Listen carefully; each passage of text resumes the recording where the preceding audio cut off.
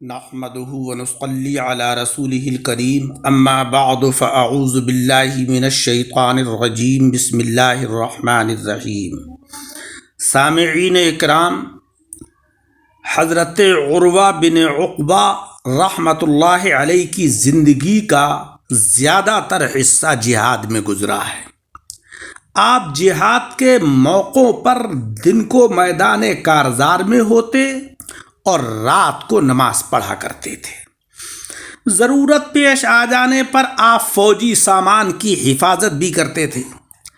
ایک مرتبہ آپ اسی طریقے سے رات کو فوج کے سامان پر پہرا دے رہے تھے کہ شیر کی دہاڑ سنائی دی۔ شیر قریب آیا تو آپ نے اسے اشارے سے اپنے پاس بلایا اور فوجی سامان کی حفاظت اس کے سپرد کر دی اور خود نماز میں مشغول ہو گئے۔ صبح کاذب تک آپ بہت ہی اطمینان اور خشوع و خضوع سے عبادت باری تبارک و تعالی میں مصروف رہے، اور شیر اس خیمے کے چاروں طرف چکر لگاتا رہا اور سامان کی حفاظت کرتا رہا، یہاں تک کہ آپ صبح کی نماز سے فارغ ہوئے، خیمے کے قریب پہنچے تو شیر کی طرف دیکھ کر مسکرائے، اللہ تبارک و تعالیٰ کا شکر ادا کیا اور شیر کو چلے جانے کی اجازت دی۔ شیر خاموشی سے گردن جھکائے ایک طرف کو چلا گیا۔ یہ ہے حضرات خاصان الہی کی شان کہ انہوں نے اپنے کو اللہ تبارک و تعالیٰ کے لیے وقف کر دیا تو مولا رب العزت نے حیوانات کو بھی ان کا خادم بنا دیا۔ اور یہ حقیقی خوش نصیبی ہے اس شخص کی کہ جو نماز پڑھتا ہے، اور جو بیچارے بد نصیب ہوتے ہیں ان کا دل نماز میں لگتا ہی نہیں اور وہ مسجد سے بھاگنے ہی کی فکر میں رہتے ہیں۔ اور یہ بھی یاد رکھیے کہ نماز پڑھنے والا اللہ تبارک و تعالیٰ پر کوئی احسان نہیں کرتا ہے، بلکہ خود اللہ رب العزت کا احسان ہے کہ کسی کو نماز پڑھنے کی توفیق عطا فرما دی ہے۔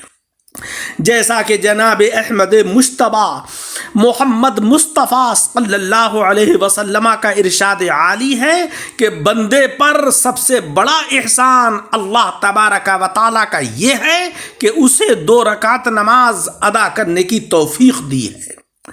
ہمارے اسلاف اور بزرگان دین نماز کی بڑی قدر کرتے تھے، انہیں نماز سے بڑی محبت ہوا کرتی تھی۔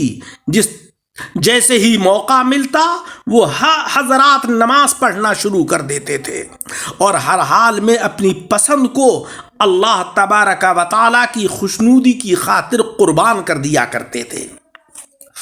حضرت محمد بن سیرین رحمۃ اللہ علیہ فرماتے ہیں کہ اگر مجھے جنت اور 2 رکعت نماز ان دونوں میں سے ایک کا اختیار مل جائے تو میں 2 رکعت نماز کو اختیار کروں گا، اس لیے کہ 2 رکعتوں میں اللہ تبارک و تعالیٰ کی رضا اور خوشنودی ہے اور جنت میں صرف میری رضا ہے۔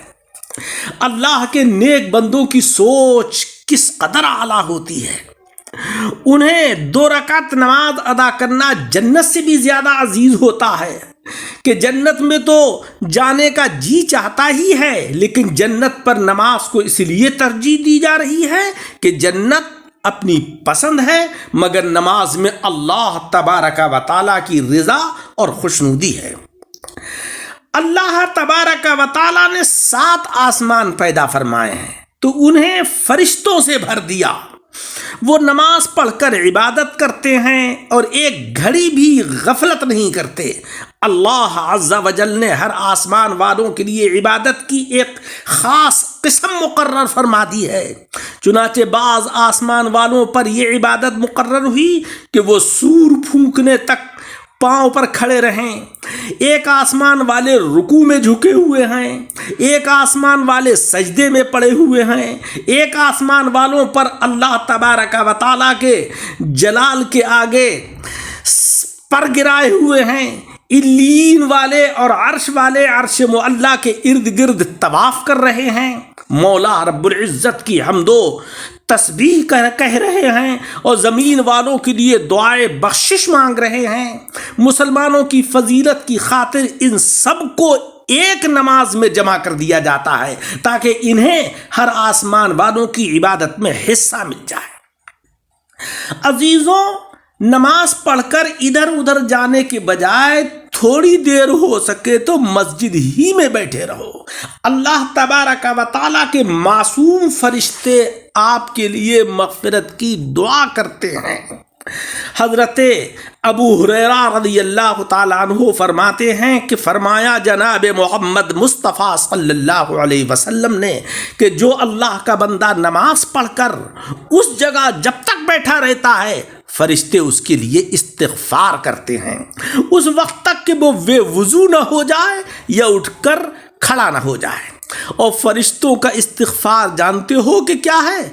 وہ یہ ہے کہ اللہم اغفر لہ، اللہم ارحمہ، اللہم تب علیہ، اے اللہ تو اس کو بخش دے، اے اللہ تو اس پر رحم فرما، اے مولا تو اس کی توبہ کو قبول کر لے۔ سامعین اکرام، حضرت ابو سعید رضی اللہ تعالی عنہ سے روایت ہے کہ آقا علیہ السلام نے ارشاد فرمایا کہ اللہ تبارک و تعالی نے کوئی ایسی چیز فرض نہیں کی کہ جو توحید اور نماز سے بہتر ہو۔ آج ہمارا حال یہ ہے کہ ہم توحید کے اندر دوسری چیزوں کو شامل کر لیتے ہیں اور نماز سے غافل ہوتے ہیں، جبکہ ہمیں توحید کے اندر کسی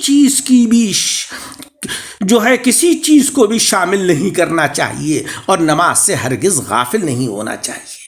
آقا فرماتے ہیں کہ اگر اس سے بہتر کوئی چیز ہوتی تو وہ ضرور فرشتوں کے اوپر فرض کرتا۔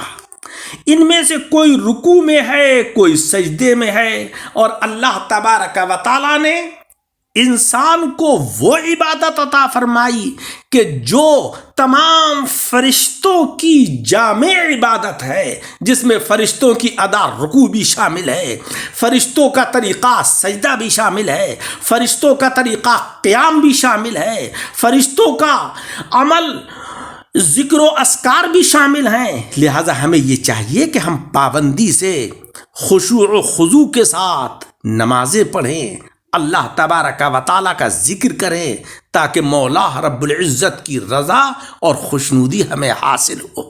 اللہ تبارک و تعالیٰ عمل کی توفیق عطا فرمائے، آمین بجاہ النبی الکریم۔